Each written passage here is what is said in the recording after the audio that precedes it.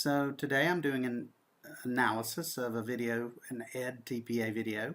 It's a lesson in a high school science class about the scientific method and bacteria.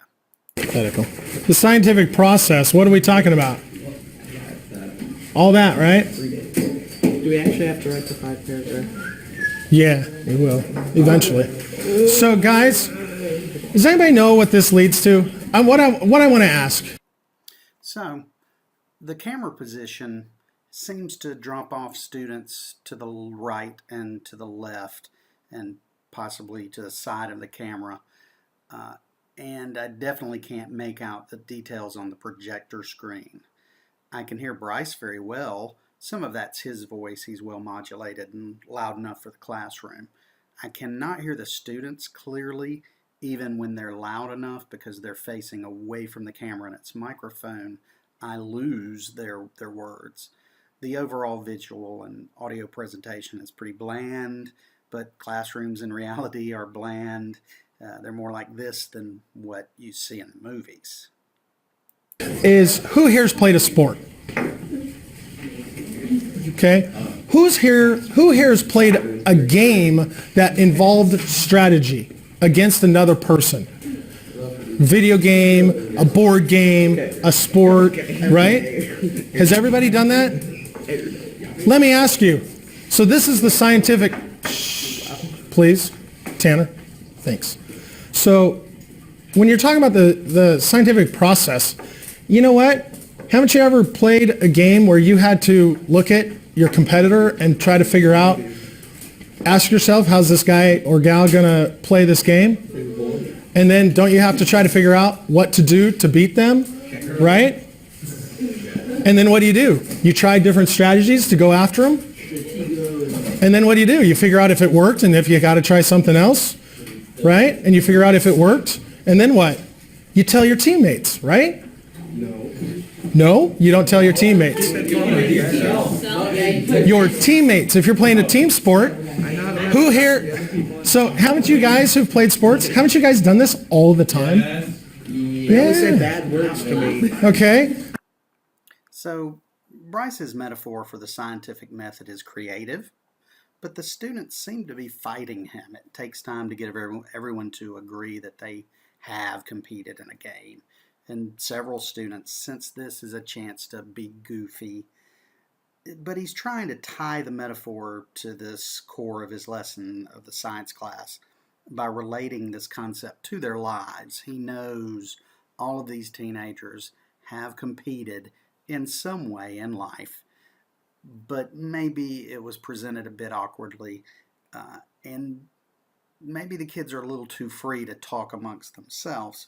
But ultimately, he is trying to create a relationship there that he knows all of them have. So all of you have done the scientific method. It's just not in science class. This is what they call it for science class. But you've all done it. Whether you're playing a game or you're playing a sport, a team sport, you've done it. So all we're going to do is we're going to look at some bacteria and do the same thing. Okay?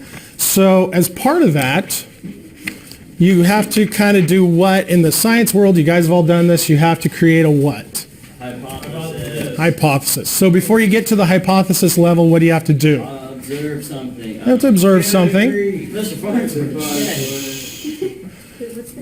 Remember, you need to create a testable question, right? Remember the whole testable question idea? So we're going to go through that. We're going to do all that stuff, except we're going to do it with making bacteria. So now, did anybody read the procedures for how to do the Petri dish? Okay, so did anybody read the procedure, the how-to? That strikes me as something they should have already done or that they're stopping now to go through. The kids seem to not care. You even heard at least one no. So that should have been done already, or it should be part of the lesson at this point.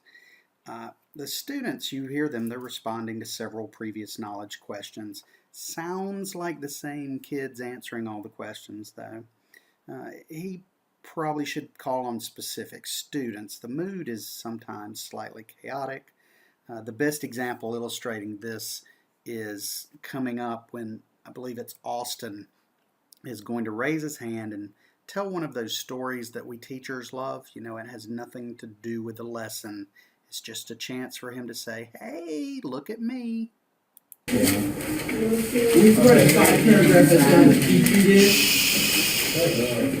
So now I did put the precautions at the beginning because I just wanted everybody to understand those, and we will review those as we move on.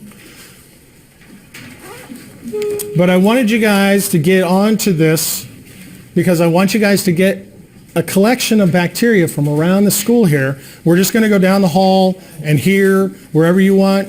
Austin? Side question. I know I didn't get this because I got sent out, remember? I was out for like half the period. Yeah, he was out. That's why he did get sent down to the office. I remember. That's why I did. Okay. Okay. So, all right. Then no borrow on that. You can keep that. Okay. So, anyway, what I wanted to review.